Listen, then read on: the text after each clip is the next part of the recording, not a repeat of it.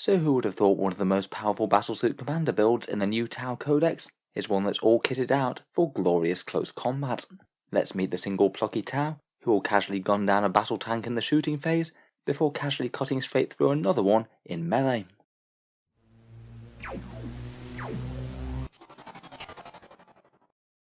Hello and welcome back to Auspex Tactics, where today we're covering another quirky character combo. Because why shouldn't a Tau hero be able to punch several times harder than a Space Marine captain with a power fist?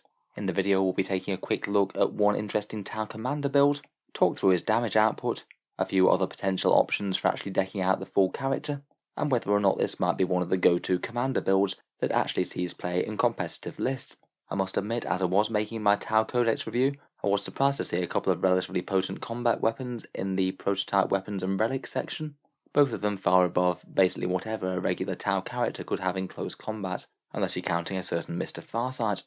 The inspiration for this video though came from a Reddit thread on the competitive 40k page posted by a user called Mictalion, which I'll link down in the video description. Basically by using those two relic weapons together, accompanied by a warlord trait, then add on a whole bunch of dangerous guns of your choosing, then you can create a truly monstrously destructive character, almost equally at range as it is in melee. So the build can kind of be used with a regular commander, a cold star commander, or an enforcer suit.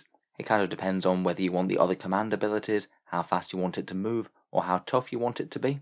But at base, any of these are really quite sturdy models, 8 inches or more of movement, 6 or more wounds, toughness 5, and a 3+ save or better. Perhaps most importantly for the purposes of this video though, they also get 4 attacks hitting on a 3+.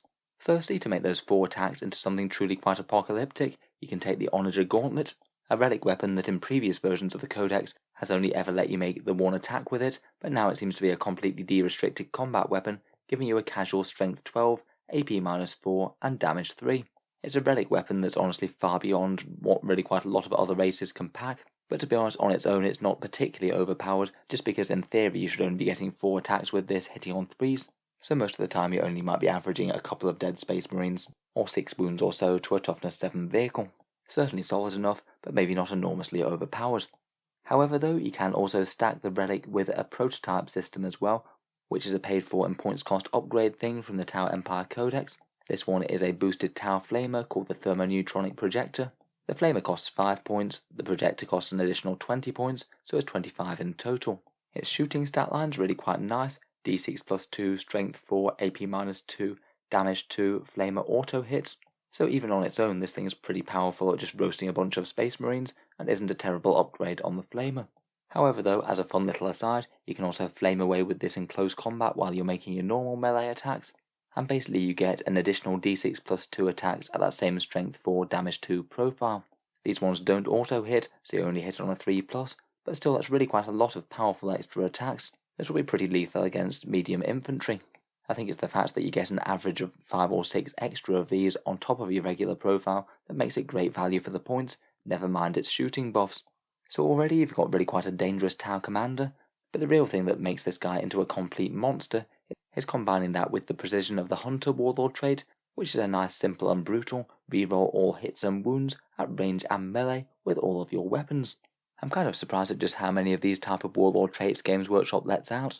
Compared with really quite a lot of other similar damage buffs, it's just spectacularly more potent, and I'd argue it's perhaps more so for Tau than just about anywhere else, because first of all their ranged attacks have a fairly decent punch. Having full rerolls to wound means that their attacks will be fairly effective against enemies of just about any toughness. That's already going to guarantee to make all of his ranged firepower into a brutally strong shooting attack, but then of course you get that on all of his very powerful melee as well, turning him into a true combat beast.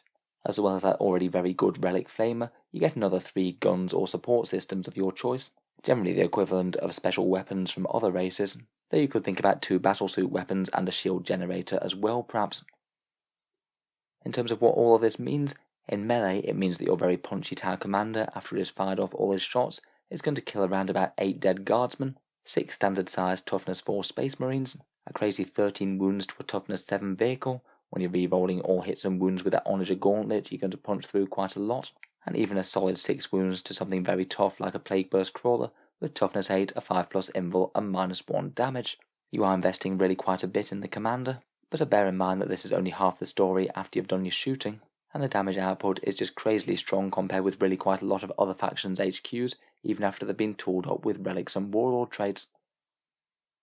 Just putting this together into a couple of example commanders, perhaps the most natural fit for this one is the Cold Star commander. It's the one with the 14-inch move, so it means that you're very likely to be able to get that charge off if you want it, and get any close range firepower in range as well.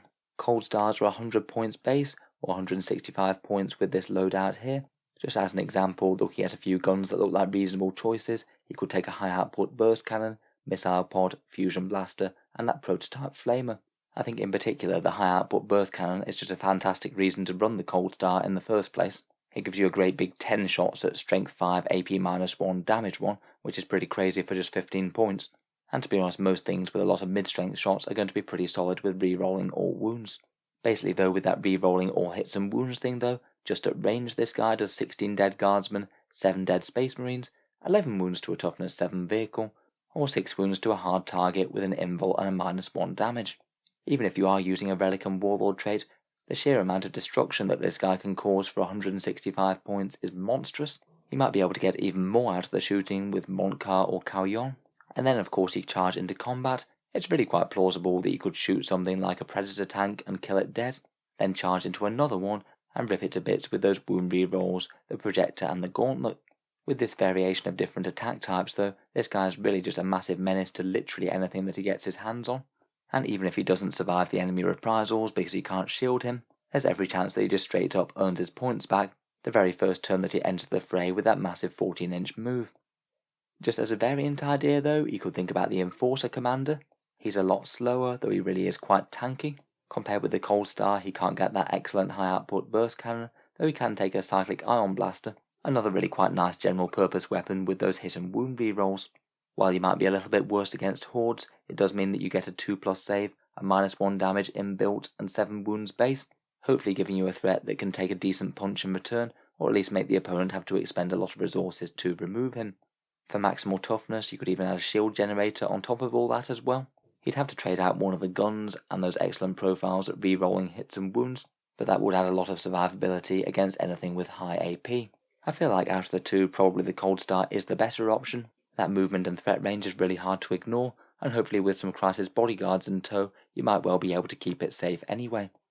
I'll admit there are some downsides to this as well though. It does consume multiple warlord traits and relics, plus a prototype system and a commander slot, all of which are in finite supply in the Tau army, and it might well be that you're better off giving out buffs to your other powerful shooting units and not just piling it all up into one decked out monster.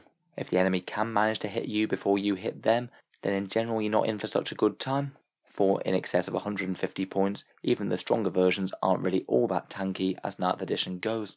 Still though, I imagine that this could be something like the Tau version of the Drakari Succubus, a unit that's very fragile but fast, and is so all around monstrously dangerous that you're just very likely to ruin a couple of units whenever you try and use it, and if you can protect it for an extra turn, then all well and good.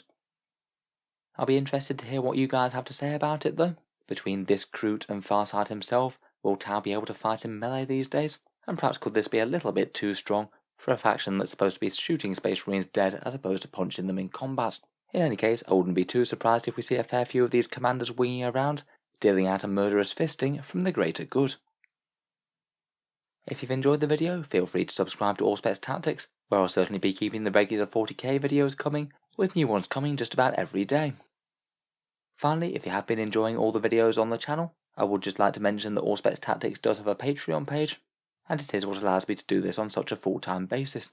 If you have been watching a lot, any support is enormously appreciated. I do try and give a fair few decent rewards to channel patrons, including seeing certain videos early, regular votes to see what sort of things come next on the channel, and automatic entry into the regular prize giveaways with a chance to win some really big model kits each month. If any of that sounds good to you, or you'd just like to help support, the link is down in the video description.